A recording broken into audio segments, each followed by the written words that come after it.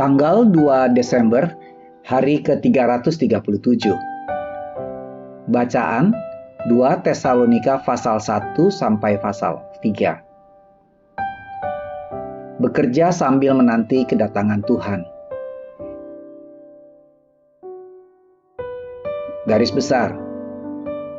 Jemaat di Tesalonika sedang menunggu kedatangan Kristus dengan penuh harapan, dan itu bagus. Namun di samping itu, ada yang menunggu dengan tidak produktif, dan itu buruk. Guru-guru palsu telah datang mengklaim bahwa hari Tuhan telah datang. Paulus menyangkal pengajaran mereka dengan mengingatkan jemaat Tesalonika tentang peristiwa yang harus mendahului kedatangan Tuhan. Lalu bagaimana seharusnya cara hidup mereka saat menanti harapan yang mulia itu? Bukan dengan menarik diri dan menjadi malas, tetapi dengan tetap bertekun dan selalu bekerja dengan penuh bersemangat untuk Tuhan. Karena itu, Paulus mendesak, jangan bosan berbuat baik. 2 Tesalonika 3 ayat 13. Renungan harian. Apakah ada setidaknya satu orang yang Anda doakan setiap hari? Apakah ada setidaknya satu kali setiap hari selain waktu makan ketika Anda secara teratur berdoa? Adakah setidaknya ada satu orang yang secara teratur Anda doakan dengan saling berbagi masalah dan memuji Tuhan? Paulus memohon kepada jemaat Kristen di Tesalonika untuk berdoa untuk kami. 2 Tesalonika 3 ayat 1.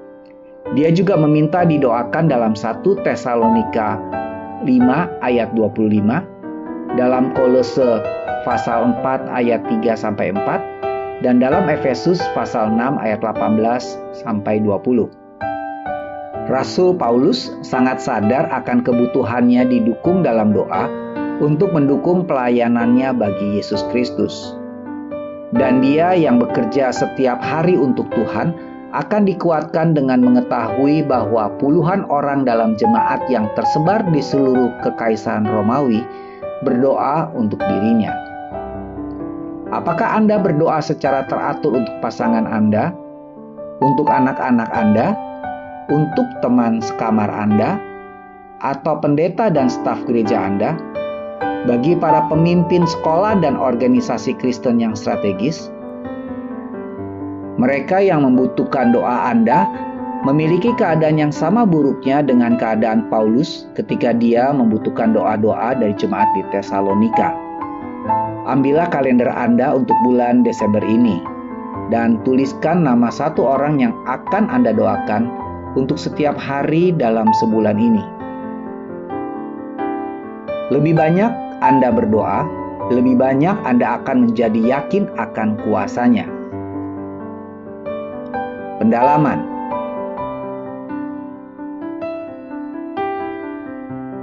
Dalam kasus Anda merindukan ini, 2 Tesalonika pasal 1 ayat 10. Subjek pembahasan mengenai kembalinya Yesus, 2 Tesalonika pasal 1 ayat 10, disebut 318 kali dalam 260 pasal Perjanjian Baru. Tanda keaslian, 2 Tesalonika pasal 3 ayat 17. Meskipun Paulus kadang-kadang mendiktekan surat-suratnya kepada seorang sekretaris atau seorang juru tulisnya seperti Tertius, lihat Roma pasal 16 ayat 22, dia sering menambahkan 1 atau 2 baris ditulis dengan tangannya sendiri, seperti dalam 2 Tesalonika pasal 3 ayat 17. Untuk mengidentifikasi kepada penerima suratnya bahwa surat itu asli. Bandingkan dengan 1 Korintus pasal 16 ayat 21 dan Kolose pasal 4 ayat 18. Amin. Tuhan Yesus memberkati.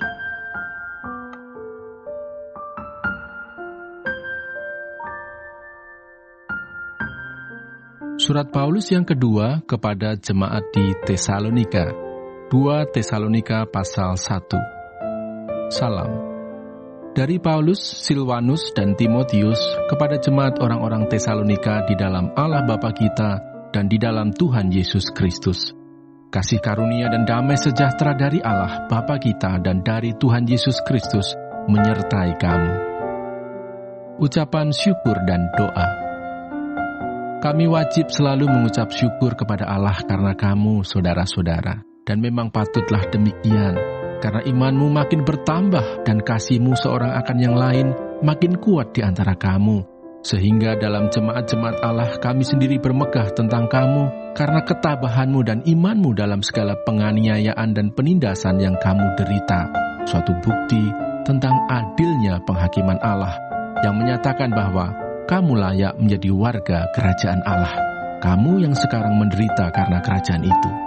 Sebab memang adil bagi Allah untuk membalaskan penindasan kepada mereka yang menindas kamu, dan untuk memberikan kelegaan kepada kamu yang ditindas, dan juga kepada kami, pada waktu Tuhan Yesus dari dalam surga menyatakan dirinya bersama-sama dengan malaikat-malaikatnya, dalam kuasanya, di dalam api yang bernyala-nyala, dan mengadakan pembalasan terhadap mereka yang tidak mau mengenal Allah dan tidak mentaati Injil Yesus Tuhan kita. Mereka ini akan menjalani hukuman kebinasaan selama-lamanya, dijauhkan dari hadirat Tuhan dan dari kemuliaan kekuatannya apabila ia datang pada hari itu untuk dimuliakan di antara orang-orang kudusnya dan untuk dikagumi oleh semua orang yang percaya, sebab kesaksian yang kami bawa kepadamu telah kamu percayai.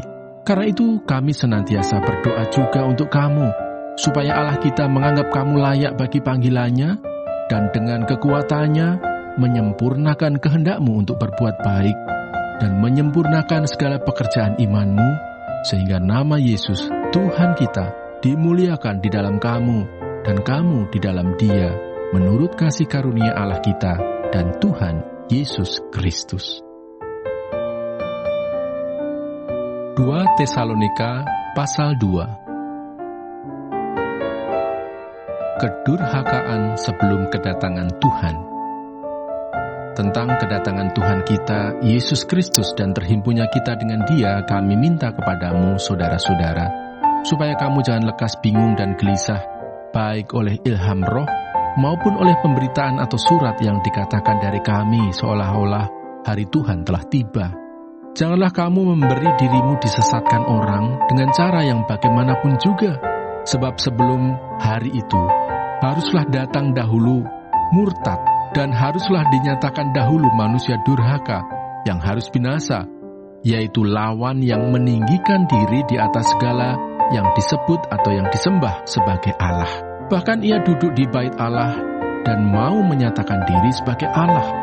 Tidakkah kamu ingat bahwa hal itu telah kerap kali kukatakan kepadamu ketika aku masih bersama-sama dengan kamu? Dan sekarang kamu tahu apa yang menahan dia, sehingga ia baru akan menyatakan diri pada waktu yang telah ditentukan baginya. Karena secara rahasia, kedurhakaan telah mulai bekerja, tetapi sekarang masih ada yang menahan.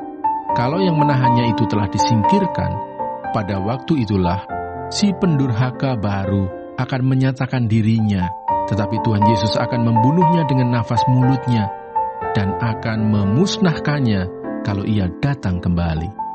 Kedatangan si pendurhaka itu adalah pekerjaan iblis dan akan disertai rupa-rupa perbuatan ajaib, tanda-tanda dan mujizat-mujizat palsu, dengan rupa-rupa tipu daya jahat terhadap orang-orang yang harus binasa karena mereka tidak menerima dan mengasihi kebenaran yang dapat menyelamatkan mereka. Dan itulah sebabnya Allah mendatangkan kesesatan atas mereka yang menyebabkan mereka percaya akan dusta, supaya dihukum semua orang yang tidak percaya akan kebenaran dan yang suka kejahatan. Dipilih untuk diselamatkan. Akan tetapi kami harus selalu mengucap syukur kepada Allah karena kamu, saudara-saudara yang dikasihi Tuhan, sebab Allah dari mulanya telah memilih kamu untuk diselamatkan dalam roh yang menguduskan kamu dan dalam kebenaran yang kamu percayai.